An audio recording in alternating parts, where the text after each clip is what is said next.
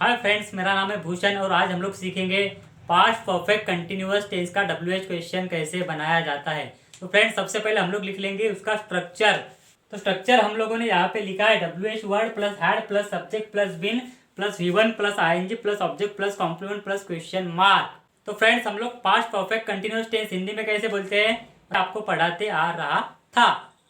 मोदी जी भाषण देते आ रहे थे। दुकानदार माल बेचते आ रहा था। तो हम लोगों को इसका बनाना है WH क्वेश्चन। तो मतलब दुकानदार क्या बेचते आ रहा था, लिख लेंगे। दुकानदार क्या बेचते आ रहा था। दुकानदार मतलब शॉपकीपर। तो सबसे पहले WH वर्ड लेना है। तो व्हाट मतलब क्या, उसके बाद में हैड, उसके बाद में सब्जेक्ट है दुकानदार तो shopkeeper. What had shopkeeper. Next क्या है स्ट्रक्चर में, बिन। अब बेचने को बोलते हैं सेल, तो उसको लगाएंगे ING। What had shopkeeper been selling. Next वाला एग्जांपल, मोदी जी भाषण कब देते आ रहे थे। मोदी जी भाषण कब देते आ रहे थे।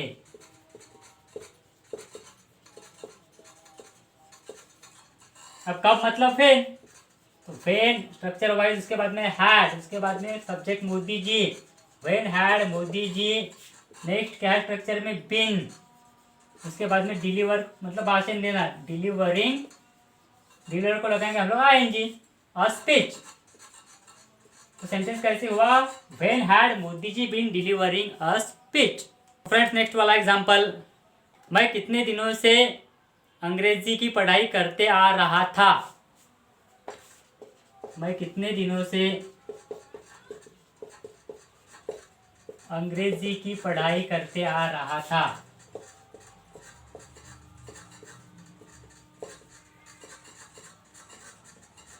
अब कितने दिन, तो दिन गिने जा सकते हैं। हाँ, दिन गिने जा सकते हैं। तो हाउ मेनी का हम लोग यहाँ पे इस्तेमाल करेंगे। तो हाउ मेनी डेज मतलब कितने दिन। अब कितने दिनों से है, तो from, from how many days. उसके बाद में हैड स्ट्रक्चर वाइज, उसके बाद में आई बिन।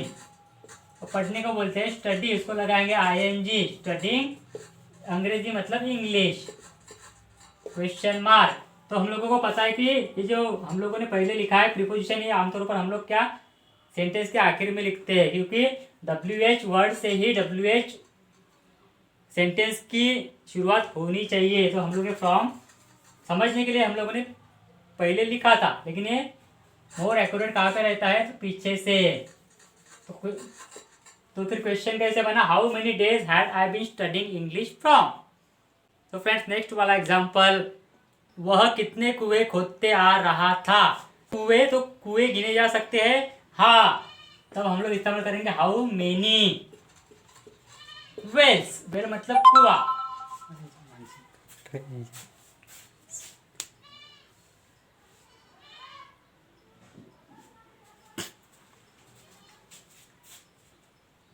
कितने कुएं मतलब हाउ मेनी वेल्स। उसके बाद में हैड, वह मतलब बहुत सारे लोग हैं तो दे। बिन, अब डिग मतलब खोदना, तो उसको लगाएंगे ING, डिगिंग। हो गया सेंटेंस। तो how many wells had they been digging. Next वाला एग्जांपल, सलमान किसकी शादी में नाचते आ रहा था।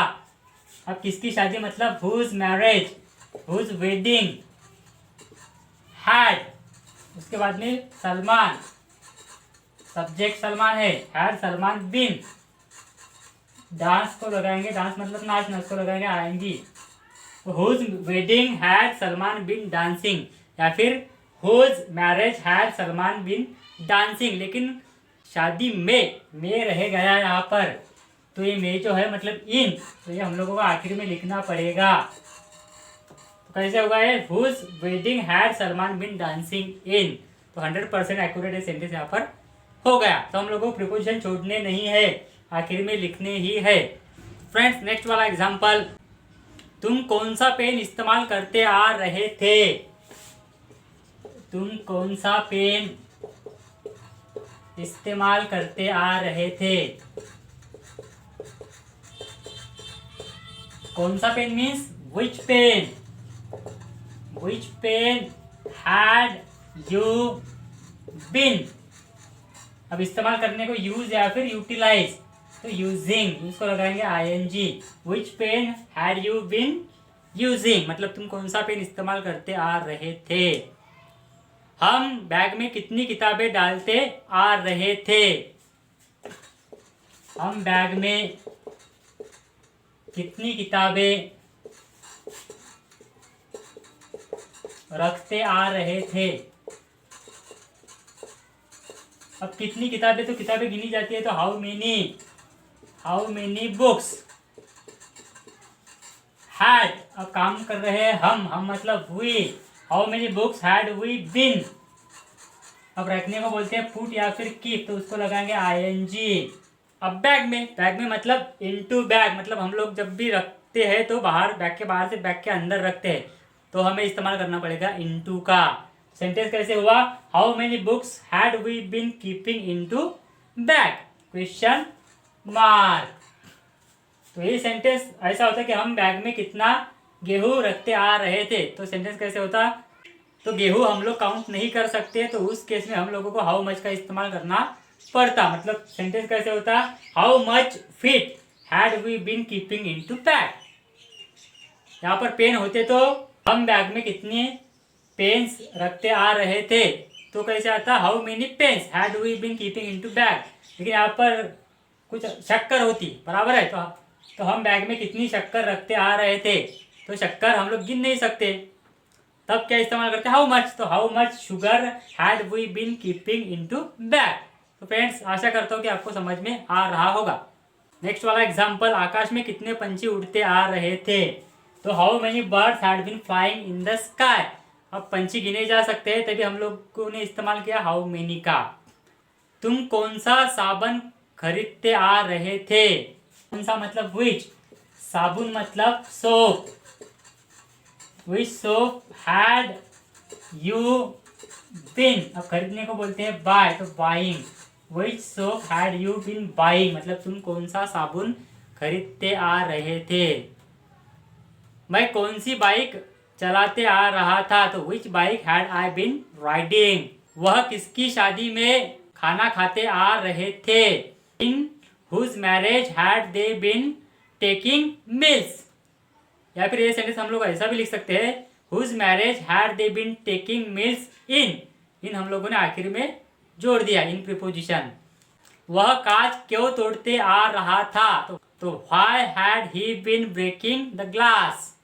तुम मुझसे झगड़ा क्यों करते आ रहे थे, तो why had you been quarrelling with me. वह किससे शादी करते आ रही थी, कैसे आएगा सेंटेंस, किससे मतलब विथ हु, तो with who had she been getting married. तो ये सेंटेंस हम लोग ऐसे भी लिख सकते हैं कि who had she been getting married with. आमतौर पर हम लोग प्रीपोजिशन आखिर में ही लिखते हैं फॉर मोर एक्यूरेट सेंटेंस। तो फ्रेंड्स, लास्ट वाले 2-3 एग्जाम्पल्स, वह मंदिर में रंग क्यों लगाते आ रहे थे, तो why had they been painting the temple. Shahrukh Khan फिल्मों में कैसे काम करते आ रहा था, तो how had Shahrukh Khan been acting या फिर working in the films. How had Shahrukh Khan been acting या फिर वर्किंग इन द फिल्म्स। मैं किसे खत लिखते आ रहा था, तो इसका कैसे होगा, किसे मतलब whom, तो whom had I been writing a letter।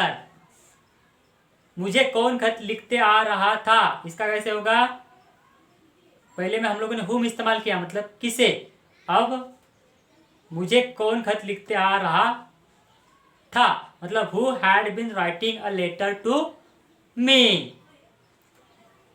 वह कौन से सपने देखते आ रहे थे, मतलब which dreams had they been watching। हम कौन सी मूवी पसंद करते आ रहे थे, तो which movie had we been selecting या फिर choosing, which movie had we been choosing। तो फ्रेंड्स, आपको ऐसे ही अलग अलग सेंटेंसेस बनाने आने चाहिए, मतलब आने ही चाहिए। तो उसके लिए क्या लगेगा, आपको एक डिटर्मिनेशन लगेगा कि आप लोग रोज़ाना से पढ़ाई किया करो, ताकि आपको इंग्लिश बहुत ज़्यादा इजी लगने लगे।